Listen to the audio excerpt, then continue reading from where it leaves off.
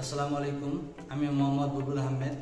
আমি দিনাজপুর সুইহারিতে অবস্থিত আনোয়ারা ইনস্টিটিউট অফ টেক্সটাইল ইঞ্জিনিয়ারিংয়ে ইনস্ট্রাক্টর হিসেবে কর্মরত আছি।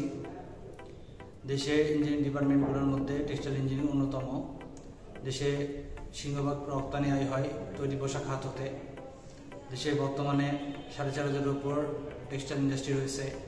দেশে সরকারি চাকরির পাশাপাশি বেসরকারি চাকরির সুযোগ রয়েছে। সরকারি চাকরির ক্ষেত্রে technical school and college, textile diploma এবং বিএসসি ইঞ্জিনিয়ারিং কলেজগুলোতে জুনিয়র ইনস্ট্রাক্টর হিসেবে নিয়োগের সুযোগ রয়েছে।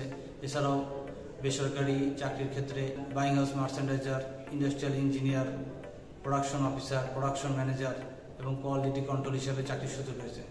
এছাড়াও আমরা সরকারি চাকরির ক্ষেত্রে আরও কিছু সুযোগ রয়েছে, যেমন Bangladesh textile mill corporation, Bangladesh jute research institute, তুলা উন্নয়ন বোর্ড, বিএসটিআই, তাঁত বোর্ড।